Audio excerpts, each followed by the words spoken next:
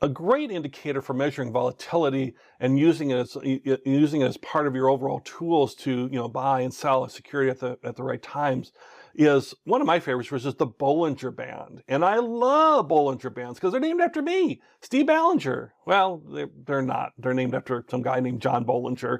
I wish it was named after me, but so you can see it's Ballinger versus Bollinger. Okay, great. But it is very, very popular and useful as a volatility measure. So let's look at Bollinger Bands and how they're used. And they're very easy. Once we go through this lesson, you'll find that they're very easy to understand and apply. So I think you'll like Bollinger Bands as well. So kind of what are they, right? So it's a simple but powerful calculation, that's going to be put on top of your chart here. When you're using your trading platform, you just choose Bollinger Bands and it'll show this nice graphic. And we're going to look at some here in a moment here. So you get a feel for what it looks like and how to trade off it. But basically what it's doing is it's taking the 20-day simple moving average, that's moving average line, and that simple moving average of closing prices.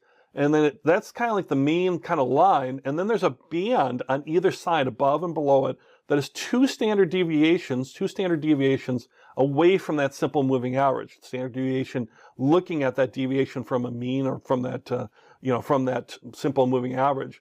And so the bands are going to show those relative highs and lows in the context of that moving average. So they're going to kind of travel together. There's going to be one below, or excuse me, one above, one below, and you're going to have that moving average kind of going along, and they're all going to kind of travel together. But then they expand and contract too, and that's very important. So in effect, the bands are moving standard deviations that you can measure volatility and use to trade off of as these go forward. So let's look at an example of a Bollinger Band so you can kind of see what this looks like, and it'll make a little more sense here. So here's just, this could be anything. It could be any security, because the Bollinger Bands are going to look the same, or they won't look the same. The pattern won't be the same. The patterns will all be different, but how it works is the same. So you can see we've got our price bars, our up and down black and red price bars, our volume on the bottom there, going left to right as far as back in time to more near time. And you can see in the middle there, we've got this dashed line or a dotted line, kind of this dotted line going through the middle of these two bigger bands, these two solid lines, one above and one below. Middle line there, that's our 20-day simple moving average, right? And then the two standard deviations above and below as that moving average goes forward is the high and the low of those Bollinger Bands. And that can tell us quite a bit as far as now, if we see this, there's different things that are going to tell us what to do in terms of trading.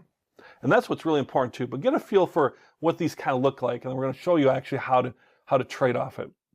So one thing when you're looking at Bollinger Bands, you're looking for walking and squeezing. Oh, that sounds like fun, doesn't it?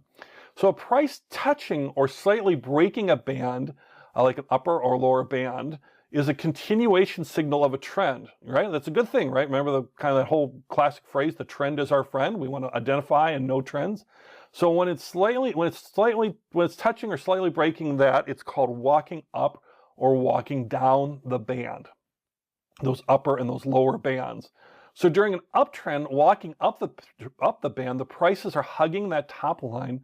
And as those prices start to exhaust and those higher highs are not being reached, you'll start to come off that. And the price will start to move down towards the center, down towards that simple moving average, and then possibly beyond it down towards the lower band. So when it's hugging those bands, that's showing us that's a continuation signal of a good trend. That's telling us, hey, the trend's there. We can either buy into that trend, or if we're already bought, we want to stay in that trend, depending, again, whether it's an uptrend or a downtrend. For walking down the band, it's just the exact opposite. It's on the lower band, hugging the band, and then if it comes off that band, the prices are going to start moving up towards the middle. So it's just basically the opposite. So walking up and down bands are great continuation signals of a trend. The trend is established, and then it's going to continue on. Now squeezing, as these bears are squeezing here, when bands contract, so the overall bands are getting closer together. And I'll show you this, don't worry, just in a moment I'm going to show you this. But it can show that traders are indecisive. There's not much standard deviation. In the price range, there's not much difference in prices. So things are starting to contract and traders are indecisive. And they're not willing to go to new highs, but they're also not willing to go to new lows either. Everything's starting to narrow out. There's less volatility. It's narrowing out. It's squeezing together. And that's what's going on here. The narrowing of the trading range, the Bollinger Bands get closer together. That high and that low get closer together to the middle, and that's called the squeeze. and implies an impending breakout. It's either going to go higher or lower at some point here, but something's happening.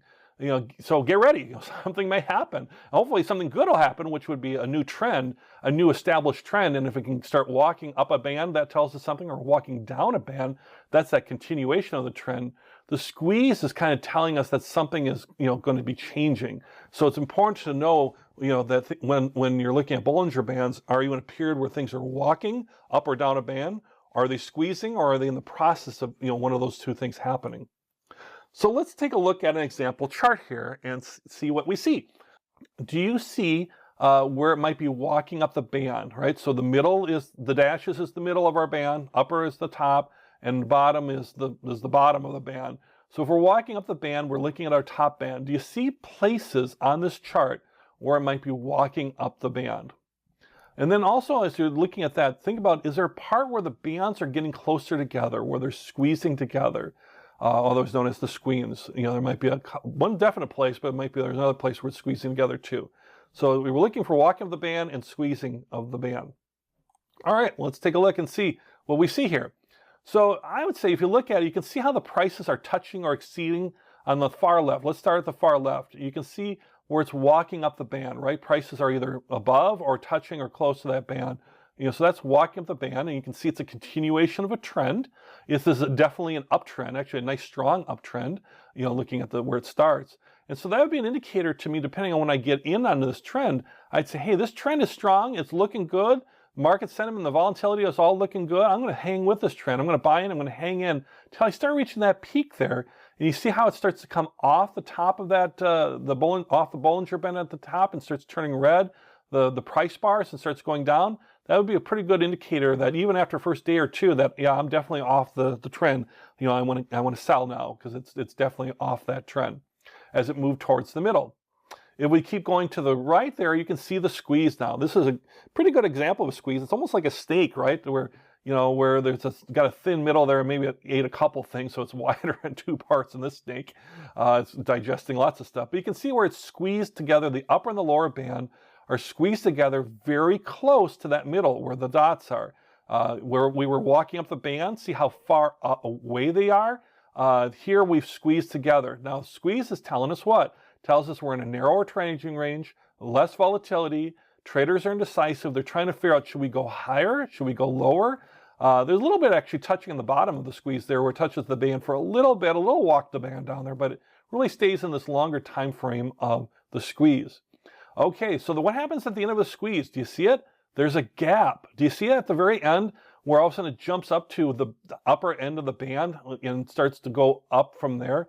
So that's a breakaway gap. If we learn about when we talk about breakaway gaps, and now we see a breakaway gap, we see the next day that's kind of confirming that. We're looking at our Bollinger Band as another confirmation of a breakaway gap. See how we're using multiple things together. And now we're on a walking up the band again, and I'm going to walk up that band, and I'm going to sell once it comes off that band, and then kind of repeat that process with the squeeze and a little bit of squeeze there, and then another walking up the band. It really never really squeezes that tight, never really even gets all that way onto the simple moving average right on top of it or crosses the line. Another way you could use this with moving averages, did it cross the simple moving average line? So this is where you can use these types of indicators together. And we saw a little bit on the far left, there's a little touching of the lower band at times. It doesn't really walk in for very long, but if it was this is a particular case where it's a real strong uptrend, so we're really showing walking up the bands, walking down the bands would look different. Let's look at another example real quick that has some, a couple more examples just to reinforce this here. So again, look for walking of the band, look for there are some definite cases where they're getting closer, touching to that, walking down the band more than we saw in the previous chart.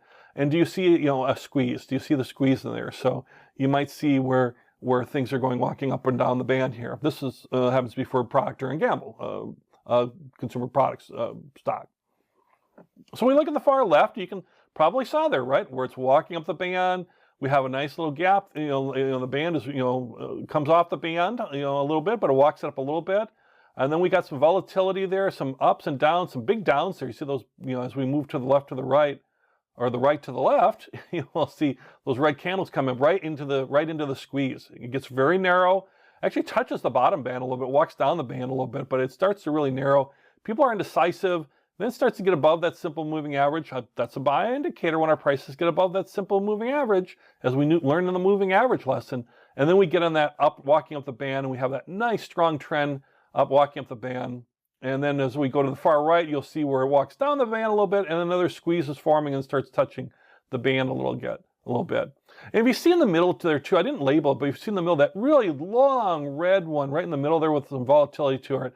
That's a real outlier, right? It like in one day the price went, as far as the price range, and the price itself, started above the moving average line, moved above the Bollinger Band line that was an opening price. We know it's opening because it's a red candle, and we know it closed lower because it's a red candle. And so we know that opening price was above the upper Bollinger Band, in the price range even a little bit above that on the high on the upper shadow. But then it went way down. Something happened. It went way down, not only past the upper Bollinger Band, but past the simple moving average, way past that, and then almost getting towards the bottom band. So what a crazy day.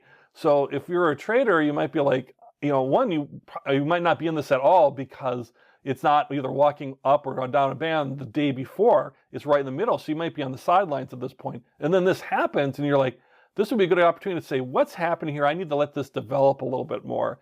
And you let it develop and it's kind of staying in the middle there and it starts to move up, but it never really moves up or down until it gets to the squeeze. Well, there's a walking down the band before the squeeze on the far right. But you can see by using our Bollinger Bands, we can kind of measure that volatility. We can see where there's a big market volatile moment here and our prices kind of match up with that.